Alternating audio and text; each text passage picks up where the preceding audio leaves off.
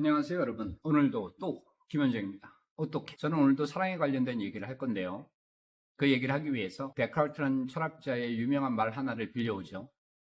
나는 생각한다, 고로 존재한다. 다 아시는 얘기죠. 이게 철학적으로 올바른 해석이든 아니든 제 나름의 해석은요. 우리가 존재하기 위한 필수적인 조건은 생각하기다. 이렇게 읽습니다, 저는.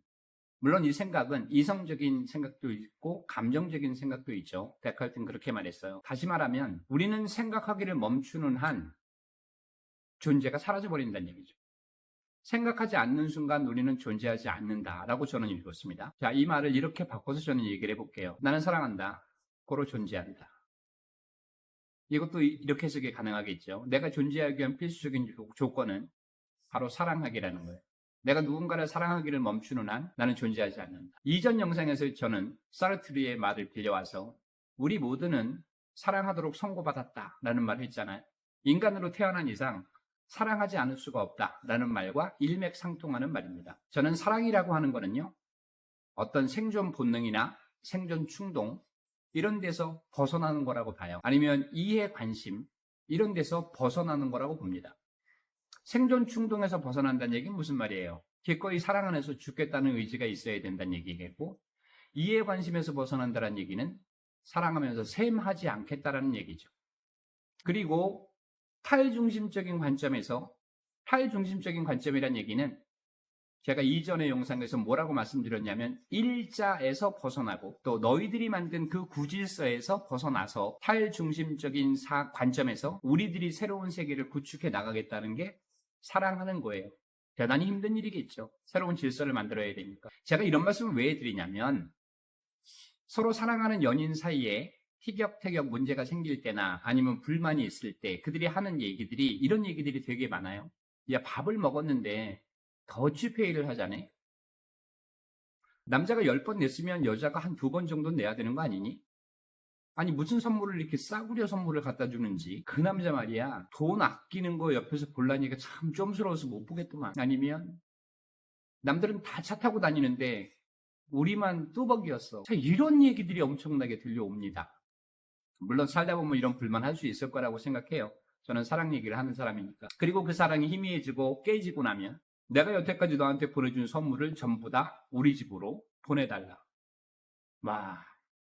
아니면 3년 동안 우리가 데이트하면서 썼던 비용이 이 정도로 추산이 되는데 반반 내서 내 계좌로 입금해주면 안 되겠니?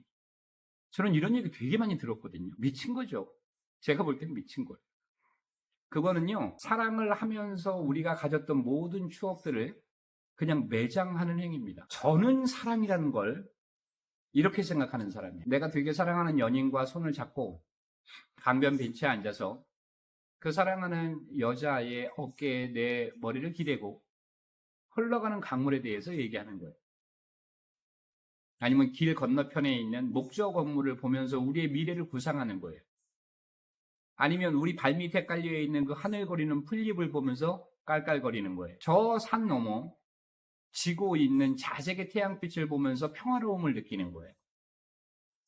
저한테는 이런 것들이 사랑입니다. 따라서 사랑이 끝나고 난 후에도 제가 입금해 줘야 될 것들이 없어요. 셈하기 할 필요가 없는 거예요. 내 위장 어딘가에, 내 췌장 어딘가에, 내 전립선 어딘가에 그녀의 그 아름다운 사랑이 그냥 남아있는 거죠. 이건 매장이 아닙니다.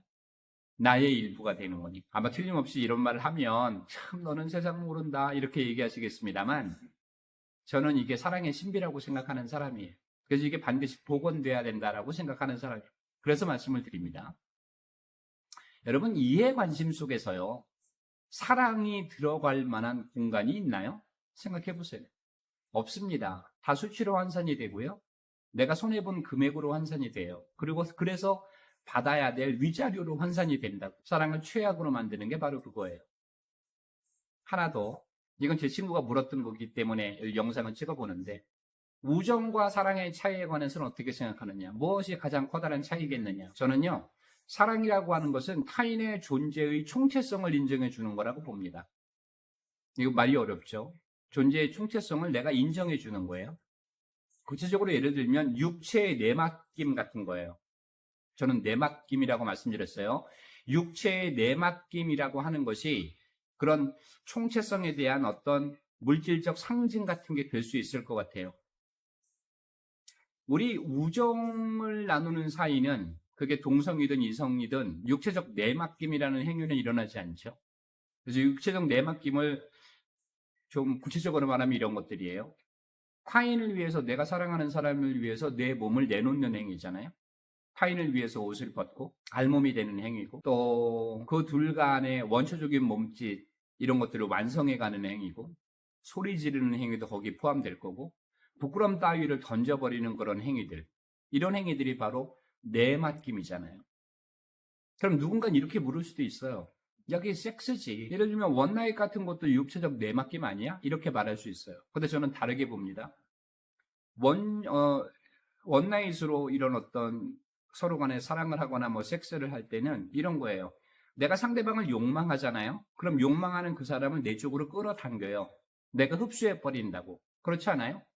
여러분, 육체가 뭔가를 갈망해서 그 욕구를 충족시키려면 내가 그 상대방을 끌어당겨서 내 욕망을 채우는 거란 말이에요. 내가 흡수해 버리는 거예요, 상대방을.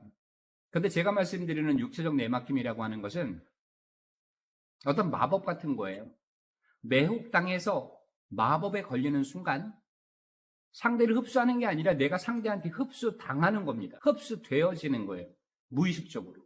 그렇게 되는지도 몰라. 이런 게 육체적 내맡김이라는 겁니다. 나의 근원적인 뿌리 같은 게 상대방에게 그냥 자연스럽게 이식되는 듯한 그런 느낌인 거예요. 그래서 그 둘은 커다란 차이가 있다는 겁니다.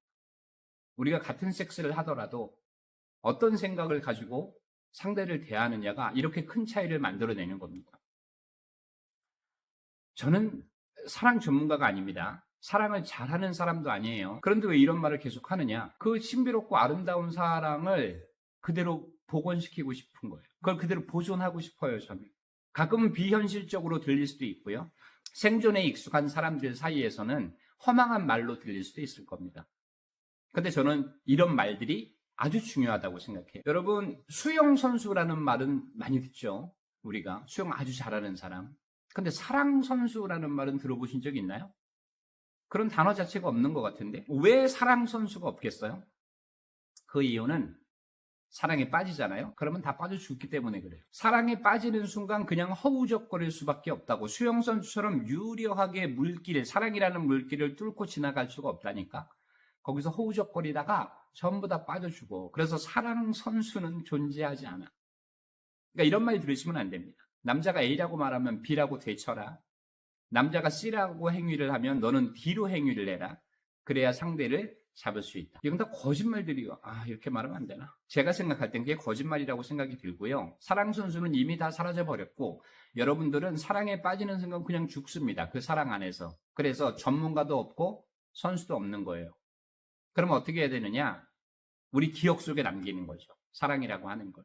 그래서 제가 복원시켜야 한다라고 말씀드리는 겁니다. 자, 오늘 말할 부분은 여기까지고 여러분들도 기꺼이 사랑 안에서 빠져 죽을 각오를 하시면 됩니다. 아시겠죠? 다음에 또 뵙겠습니다. 안녕히 계세요.